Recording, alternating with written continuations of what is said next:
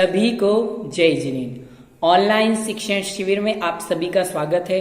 मान्यवर, ऑनलाइन शिक्षण शिविर में हम सभी लोग आचार्य भगवंतों द्वारा रचित अनेक ग्रंथों को पढ़ रहे हैं, उनका स्वाध्याय कर रहे हैं। इसी कड़ी में हम लोग आज से श्री छैडाला जी के स्वाध्याय प्रारंभ करने वाले हैं। श्री छैडाला जी का स्पेशल एपिसोड में आप सभी का स्वागत है। ये छैडाला जी के स्पेशल एपिसोड हैं, लॉकडाउन स्पेशल। अभी तक यदि आपने हमारे चैनल को सब्सक्राइब नहीं किया है तो सब्सक्राइब कर लीजिए, लाइक शेयर जरूर कीजिए। आइए हम छैडाला जी के बारे में समझते हैं। छैडाला यह नाम क्यों रखा, इस नाम की सार्थकता क्या है? क्योंकि कोई नाम होता है तो उसकी सार्थकता अवश्य ही होती है। छैडाला, अर्थात छह अर्थात क्या होता है? छह। ढाल अर्थात चाल। इस छैडाला में 6 प्रकरण हैं, जिसमें से प्रत्येक 6 प्रकरणों में अलग अलग छंदबद्ध रचना की गई है और पूर्ण रचना में 6 प्रकार के छंदों की रचना या ढाल या चाल होने के कारण से इसका नाम छैडाला रख दिया गया है। छैडाला के रचयिता पंडित दौलत राम जी हैं। अब पंडित दौलत राम जी का जीवन परिचय समझते हैं। पंडित दौलत राम जी का जन्म विक्रम संवत 1855 में हुआ था। कहाँ पर? हाथरस, उत्तर प्रदेश में। इनके पिताजी का नाम टोडरमल जी था। आप छींटे छापने का कार्य करते थे।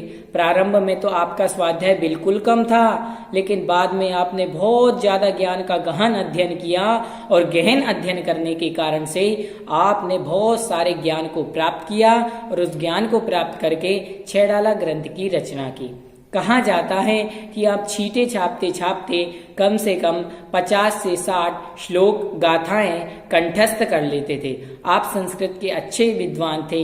विक्रम संवत 1923 में आपका देहावसान हो गया। आपके द्वारा अमूल्य कृतियां 2 मिलती हैं, एक छैडाला जी, दूसरी दौलत बिलास। इस प्रकार यह पंडित दौलत राम जी का परिचय हुआ। आइए अब हम प्रथम ढाल को समझते हैं। प्रथम ढाल में आखिर किसका वर्णन है?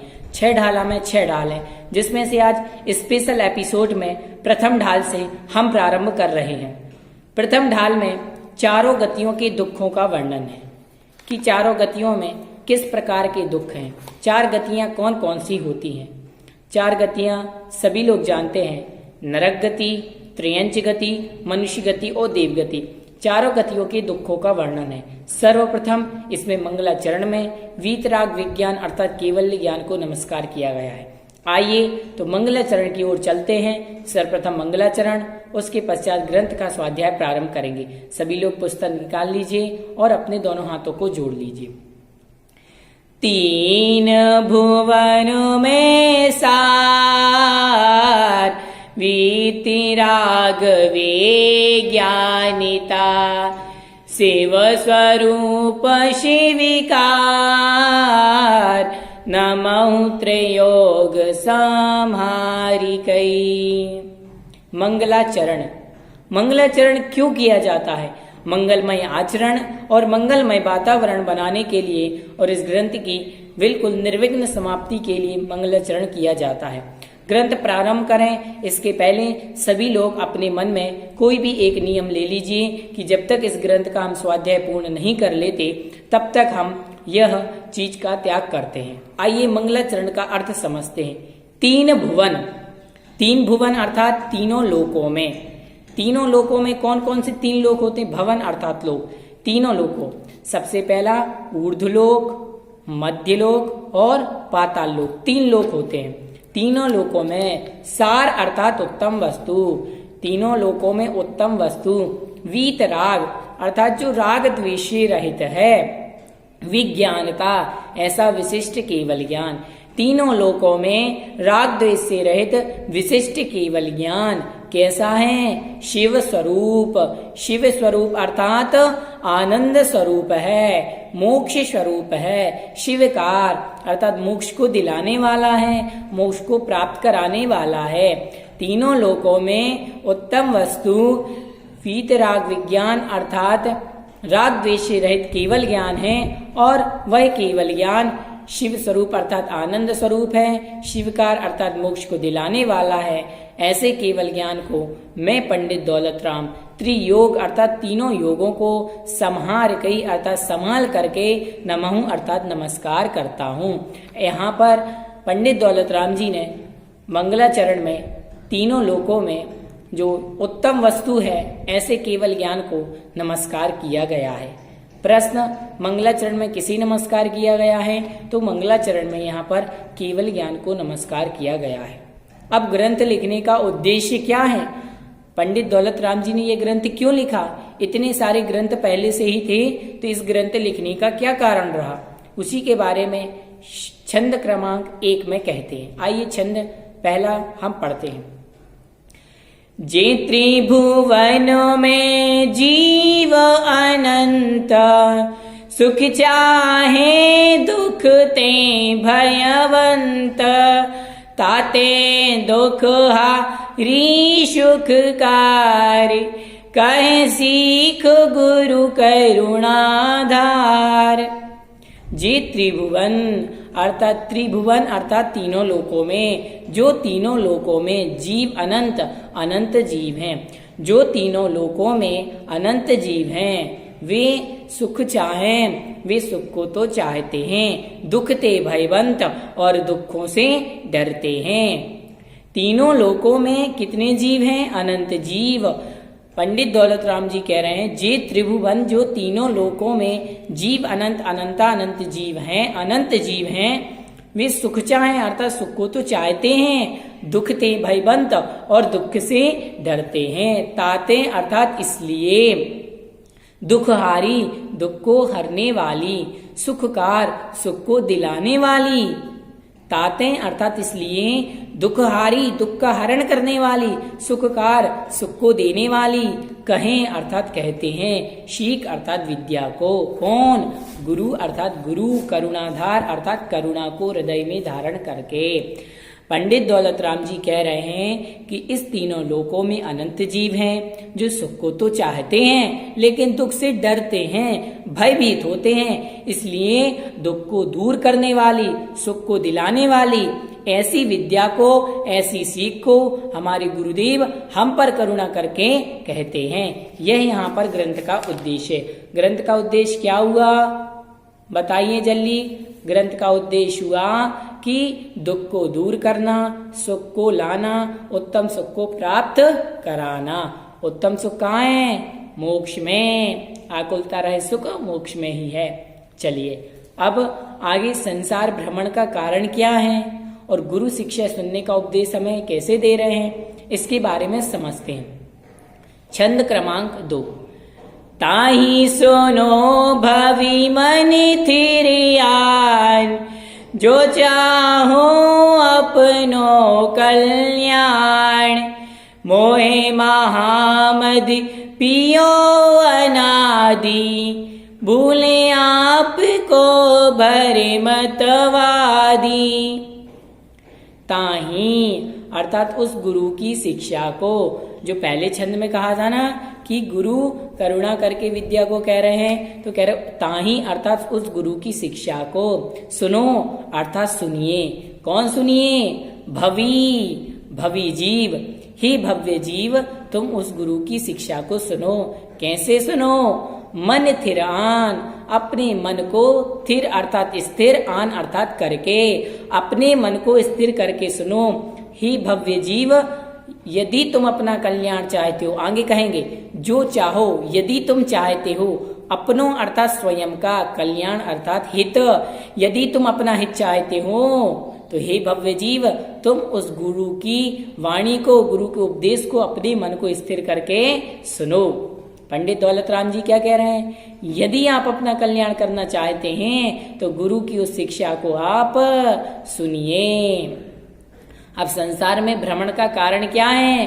तो कह रहे मोह महामद, मोह रूपी महामद अर्थात मदिरा को, पियो अर्थात पी करके, अनादि अर्थात अनादि काल से, भूल अर्थात भूल करके, आपको अर्थात अपने स्वरूप को, भ्रमतवादी अर्थात भटक रहा है, वादी अर्थात व्यर्थ में ही। यह जीव मोहि महामद मोह रूपी मदिरा को पियो अर्थात पी करके, अनादि अर्थात अनादि काल से, भूल आपको अपने स्वरूप को भूल करके, वादी अर्थात व्यर्थ में ही, भ्रमत अर्थात संसार में भटक रहा है। इसलिए पंडित दौलत राम जी ने कहा, हे भव्य जीव, यदि आप अपना हित चाहते हैं तो गुरु के उस उपदेश को अपने मन को स्थिर करके सुनो, क्योंकि इस संसार में यह जीव अपने आत्मस्वरूप को भूल करके, मोह रूपी मदिरा को पी करके इस संसार में भटक रहा है। समझ गए कि इस संसार में जीव कैसे भटक रहा है? हाँ। अब अनादि किसे कहते हैं? जिसका कभी प्रारंभ ना हो वह अनादि कहलाता है, और अनंत जिसका कभी अंत ना हो वह क्या कहलाता है? अनंत। जिस राशि में आय ना हो करके केवल व्यय होता है, फिर भी उसमें कभी कम ना आए, वह अनंत कहलाता है। करुणा क्या कहलाती है? करुणा का नाम दया है। मोह किसे कहते हैं? पर पदार्थों में अपनत्व बुद्धि का होना मोह कहलाता है। भव्य कौन कहलाता है? जिसमें रत्नत्रय प्राप्ति की योग्यता, मोक्ष प्राप्त करने की योग्यता होती है, वह भव्य कहलाता है। इसीलिए आप जैसे भव्य जीवों को पंडित दौलत राम जी उपदेश दे रहे हैं। अब ग्रंथ की प्रामाणिकता क्या है, निगोद के दुख क्या है, इसके बारे में हम समझते हैं। ठीक है। छंद क्रमांक 3। तासी भ्रमण की है बहु कथा, पै कछु कहूँ कहीं मुनि यथा, काले अनंत निगोद मझार, बीत्यो एक इंद्रिय निधार। क्या कह रहे? तास, तास अर्थात उस भ्रमण की, तास भ्रमण अर्थात उस भ्रमण की है बहु कथा, उस भ्रमण की कथा बहु अर्थात बहुत बड़ी है। उस भ्रमण की कथा कैसी है? बहुत बड़ी है। कौन से भ्रमण की? जो मोह रूपी मदिरा को पी करके यह जीव अनादि काल से भटक रहा है। तो शिष्य ने कहा कि भगवान हमारे लिए जरा उस कथा को तो सुनाए। तो पंडित दौलत राम जी ने कहा, मेरे शिष्य, तास भ्रमण की है बहु कथा, इस संसार में भटकने की बहुत बड़ी कथा है। फिर शिष्य ने प्रश्न किया कि पंडित जी, हम कैसे मान लें, इस ग्रंथ की प्रामाणिकता कैसे सिद्ध होती है? तो पंडित जी बोले, पै कछु कहूं कहीं मुनि यथा, पै कछु कहूं कहीं मुनि यथा। बोले इस संसार में भटकने की तो कथा बहुत बड़ी है, मैं कुछ कथा को कहता हूं, लेकिन मैं अपने से नहीं कह रहा हूं, कहीं मुनि यथा, जैसी हमारे मुनियों ने कही वैसी कह रहा हूं। फिर शिष्य ने प्रश्न किया कि पंडित जी, निगोद के दुख क्या हैं? तो पंडित जी बोले, काल अनंत निगोद मछार, बीत्यो एक इंद्रिय तंधार। ये जीव काल अनंत, अनंत काल तक निगोद मजार अर्थात निगोद में, बीत्यो अर्थात बिता करके, एक इंद्रिय तान, एक इंद्रिय तनधार, एक इंद्रिय शरीर को धार करके इस जीव ने अनंत काल निगोद के दुखों को भोगा है। ऐसा समझना चाहिए। यह जीव इस संसार में भ्रमण करने की इसकी कथा बहुत बड़ी है। फिर भी पंडित दौलत राम जी कहते हैं कि मैं थोड़ी सी कथा को कह रहा हूं, फिर भी कछु कथा कह रहा हूं, जो कथा मैंने नहीं कही, जो हमारे मुनियों के द्वारा कही गई। काल अनंत निगोद मजार, इस संसार में यह जीव अनंत काल तक निगोद में रहा और निगोद में एक इंद्रिय शरीर को धारण करके इसने बिताया। अब निगोद के और दुख के शिष्य ने प्रश्न किया कि पंडित जी, निगोद के और भी दुख हैं क्या? जीव जन्म कैसे लेता है, मरण कैसे होता है, और वहां से निकलने का कोई उपाय नहीं है क्या? तो पंडित जी कहते हाँ, वहां के और भी दुख है, तो और उपाय भी बहुत है। तो शिष्य तीव्रता के साथ जिज्ञासा करता है, तो पंडित जी जल्दी बताइए। तो पंडित जी फिर कहते हैं, एक श्वास में 8-10 बार, जन्यो मरियो भरियो दुख भार, विकसी भूमि जल पावक भयो, पवन प्रतीक वनस्पति थयो। शिष्य ने कहा कि पंडित जी, निगोद के और भी दुख हैं क्या? तो पंडित जी कहते हाँ। तो बोले बताइए। तो उन्होंने कहा एक श्वास में 8-10 बार जन्म्यो मरियो भरियो दुख बार। यह निगोदिया जीव एक श्वास में 8-10 बार अर्थात 18 बार जन्म्यो अर्थात जन्म लेता है, मरियो अर्थात मरण को प्राप्त होता है, भरियो दुख बार और बहुत सारे दुख को भोगता है। यह निगोदिया जीव निगोद में रह करके एक श्वास में 18 बार जन्म लेता है और मरण करता है, बहुत सारे दुखों को भोगता है। अब शिष्य यह सुनकर के बहुत डर गया और बोला कि पंडित जी उन जीवों को कोई निकलने का उपाय नहीं है, वो निकलते कैसे होंगे? तो उन्होंने कहा निकशी अर्थात वहां से निकल करके कहाँ जाते हैं, क्या बनते हैं? तो कहा भूमि अर्थात पृथ्वी का एक, जल अर्थात जल का एक, पावक भयो अर्थात अग्नि का एक हुआ, पवन अर्थात क्या हुआ? वायु का एक, प्रत्येक वनस्पति और प्रत्येक वनस्पति यह जीव बना। ठीक है। फिर शिष्य ने कहा कि ये प्रत्येक वनस्पति क्या होती है? तो पंडित दौलत राम जी ने कहा कि शिष्य 2 प्रकार की वनस्पति होती हैं, एक साधारण वनस्पति, दूसरी प्रत्येक वनस्पति। तो साधारण वनस्पति जिस वनस्पति के एक शरीर के अनेक स्वामी होते हैं वह साधारण वनस्पति, और जिस शरीर के एक शरीर का एक ही स्वामी होता है वह प्रत्येक वनस्पति कहलाती है। ठीक है। अब निगोद के दुखों को तो हमने जान लिया। अब यह जीव त्रस पर्याय में कैसे पहुंचेगा? निगोद में, निगोद का जीव एक इंद्रिय में, पृथ्वी का एक में तो पहुंच गया, स्थावर में तो पहुंच गया, फिर ये त्रियंच में नहीं जाएगा क्या? त्रियंच के भी दुख हैं क्या? तो फिर पंडित दौलत राम जी समझाते हाँ हैं। तो उनको समझाते हुए कहते हैं दुर्लभ लही ज्यो चिंतामणि त्यों पर्याय लही त्रस तणी लटी पिपील अलियादि शरीर धर धर मरियो सही बहु पीर। शिष्य ने प्रश्न किया कि त्रियंच गति को कैसे प्राप्त करें? अब वह जीव त्रस पर्याय में कैसे जाएगा पृथ्वी का एक से? तो कहा दुर्लभ अर्थात कठिन है, लही अर्थात प्राप्ति, ज्यों अर्थात चिंतामणि। पंडित दौलत राम जी कहते हैं कि हे शिष्य, जैसे चिंतामणि रत्न को प्राप्त करना बहुत ही कठिन है, त्यों अर्थात वैसे लही पर्याय त्रस्तणी, वैसे त्रस पर्याय को प्राप्त करना भी बहुत ही कठिन है, दुर्लभ है। तो शिष्य कहता है महाराज मुझे कुछ समझ नहीं आया, पंडित जी मैं कुछ नहीं समझा। पंडित जी कहते हैं जैसे कि एक बहुत बड़े समुद्र में कोई मणि गिर जाए तो क्या वो मणि तुम ढूंढ सकते हो? शिष्य ने कहा नहीं, वो तो बहुत ही कठिन है, असंभव प्रतीत होती है। तो पंडित जी कहते वैसे ही जैसे तुम उस शरीर से, उस सागर से, उस समुद्र से उस मणि को नहीं निकाल सकते और निकालना बहुत ही कठिन है, ढूंढना बहुत ही कठिन है, मुश्किल है, वैसे ही मनुष्य पर्याय मिलना बहुत ही दुर्लभ है। लट पिपील, लट अर्थात लट 2 इंद्रिय जीव, पिपील अर्थात 3 इंद्रिय चींटी, अली अर्थात घोड़ा 4 इंद्रिय आदि के शरीर को धर धर बार बार धारण करके मरियो मरण को प्राप्त किया और सही बहुपीर, और बहुत सारी पीड़ा को इसने सहन किया। पंडित दौलत राम जी ने कहा कि शिष्य इस संसार में जैसे चिंतामणि रत्न को प्राप्त करना बहुत ही दुर्लभ है, उसी प्रकार तत्पर्याय पर्याय का मिलना दुर्लभ है। फिर यह जीव लट पिपील आदि जीवों में जाता है, उनके शरीर को बार बार धारण करके मरण को प्राप्त होता है। अब शिष्य ने प्रश्न किया कि पंडित जी यहाँ तक तो आपने 4 इंद्रिय जीवों की चर्चा की, क्या पंचेंद्रिय त्रियंचों के भी दुख हैं? उनके दुख होते हैं तो किस प्रकार के बताइए।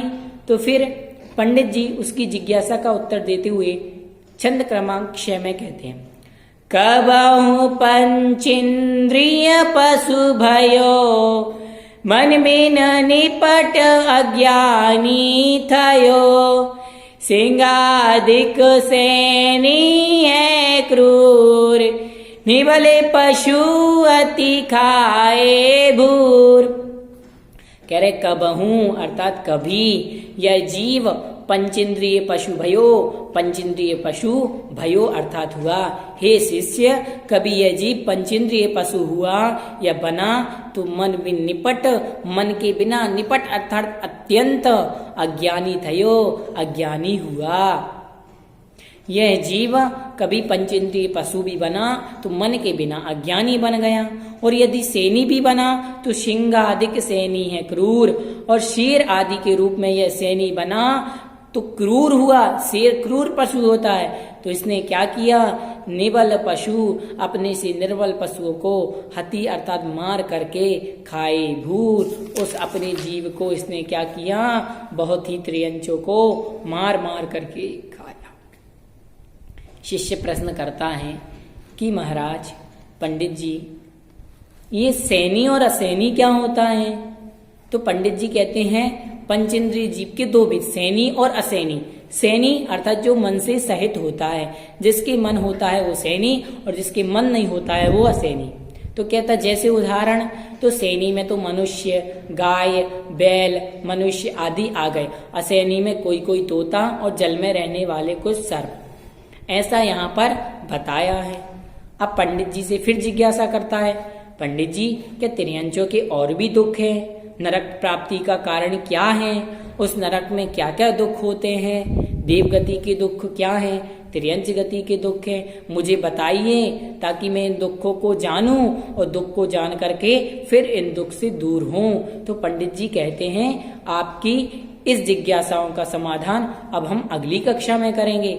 आज की कक्षा पूर्ण हो गई है। फिर पंडित दौलत राम जी उस शिष्य को कहते हैं, आज के लिए मैं तुम्हें कुछ गृह कार्य देता हूँ, तुम घर पर रह करके उसको चिंतन करना, अपने बिंदुओं को नोट करना। तो पंडित दौलत राम जी कहते हैं कि इस ग्रंथ का नाम छह डाला हमने क्यों रखा, इसको भी तुम नोट करना। भव्य किसे कहते हैं? त्रियंच गति के दुख क्या हैं? निगोद के दुख क्या हैं? निगोदीय जीव कहाँ रहते हैं? इन सब के बारे में चर्चा करना। अब मैं आपको बता दूं, निगोदीय जीव सर्वलोक में रहते हैं। ठीक है, निगोदीय जीव कहाँ रहते हैं? सर्वलोक में। अब निगोद किसे कहते हैं? किसे कहते हैं निगोद, बताइए, पता है क्या?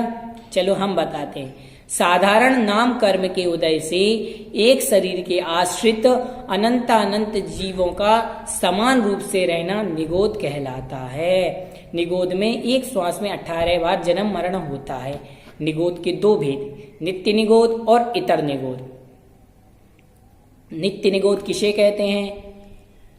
जिस जीव ने अनादिकाल से निगोद के अतिरिक्त अन्य पर्याय को प्राप्त नहीं किया, वह नित्य निगोद, और निगोद से निकलकर दूसरी पर्यायों को पुनः निगोद में उत्पन्न होना, यह इतर निगोद है। ठीक है, निगोदीय जीव सर्वलोक में रहते हैं। आज का हमारी कक्षा यहीं समाप्त होती है। अगली कक्षा में हम फिर पढ़ेंगे पंडित दौलत राम जी और उस शिष्य के। यदि आप संवाद को सुनना चाहते हैं, छह डाला दौलत राम जी और उनके शिष्य का संवाद सुनिए, किस प्रकार से पंडित दौलत राम जी ने इस ग्रंथ को लिखा और क्या क्या इसमें अमूल्य निधियां हैं। सुनना चाहते हैं तो हमारे चैनल को सब्सक्राइब करें, लाइक करें, शेयर करें। सभी को जय जिंद।